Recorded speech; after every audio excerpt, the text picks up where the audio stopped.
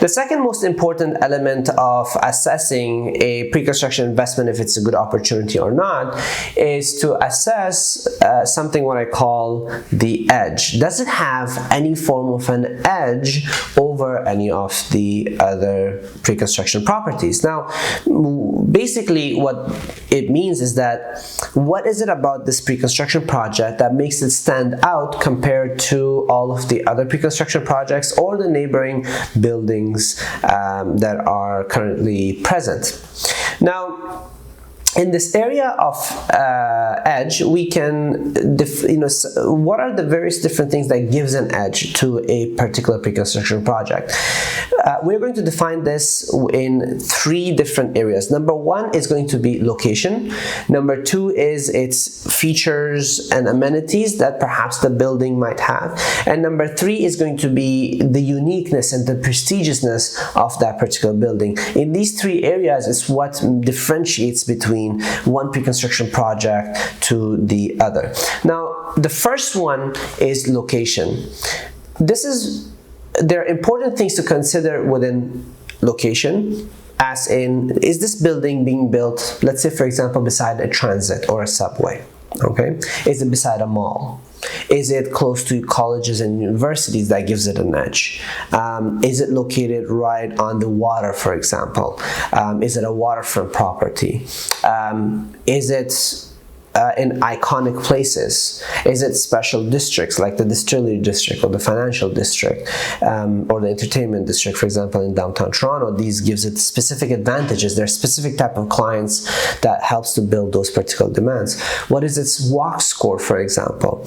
Now, all of these particular areas that you can consider is that makes it important is because these areas helps to appreciate this development that much more faster.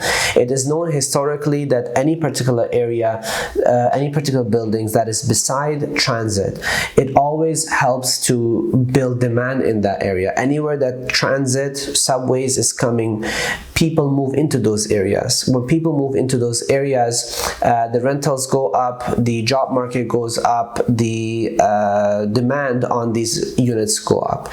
So likewise, each of these particular areas, besides the mall, waterfront, universities, being in special districts, close to various different locations, they help define how fast and how quickly the investment will appreciate, but more importantly, it helps to give you safety and security and increases your profit potential. And especially in the case if the market even still takes a downturn, it preserves interest and demand on these particular properties and this particular investments. The second element of it that you need to assess in regards to something that can give it an edge as opposed to is its amenities and the features of this particular buildings. Anytime there's a lot of amenities and features that the building has, it increases the demand on it. Like right now, I previously gave an example of a Tridel building in Scarborough. It is highly much in demand in and around Scarborough Town Center. One of the reasons why it's in demand is that it has a complete amenity set. I mean, it has a billiards room, it has a bowling room, it has card rooms, it has basketball, it has table tennis rooms, it has volleyball and squash courts and gyms and indoor and outdoor pool. You don't need any other amenity there afterwards to go out. So there's a high demand on these types of properties.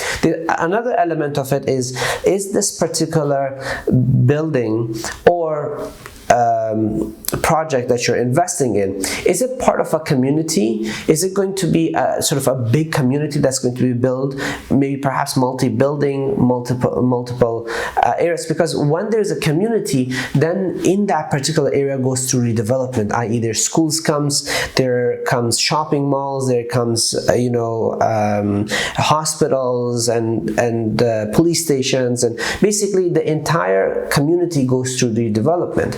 And when it does go to redevelopment and the community and area matures, all of these things helps to appreciate the demand and build into this particular development. The third area that we need to assess that can help to give it an edge as compared to any of the other buildings or projects is what level of how prestigious and how unique is this building going to be. And that helps to separate this building from other buildings around. Let me give you some examples. Some things that gives it prestigiousness. Is this, for example, building or this project, is it themed? For example, there are certain projects that come out, it is completely smart and futuristic. Okay, well, that's themed that way, and you know, people are it's gonna build demand of those types of people. Is it eco-friendly? There are some buildings that are coming out that are space themed, you know, so that's one way. Is the building themed in any particular way? It helps to differentiate it between other.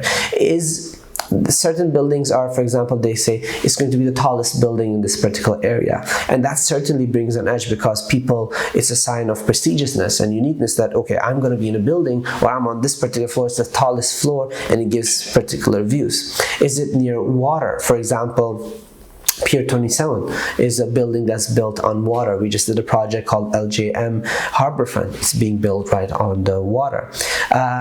Architectural design. How is this designed? Is it unique? Is it also internal or external? How beautiful it looks. That builds demand on this. How luxurious and prestigious is this building? Where it's located. For example, the Yorkville buildings in downtown. These are prime examples of this. Is it a sponsored building? For example, there was a project by Nobu that was done, the famous chef Nobu and Robert De Niro in downtown. So that's sponsored, or Untitled in downtown. These are sponsored buildings. These things helps to bring more attention on this building, helps to build more demand, and especially if the market takes a downturn, still people would like to be in these prestigious buildings rather than non-prestigious ones. Again, it's always about investment is about minimizing your risks and maximizing your profit potentials, and picking a project that has some form of an edge or multiple forms of an edge over other buildings is certainly going to make sure that your profit potentials is maximized and your risks are minimized.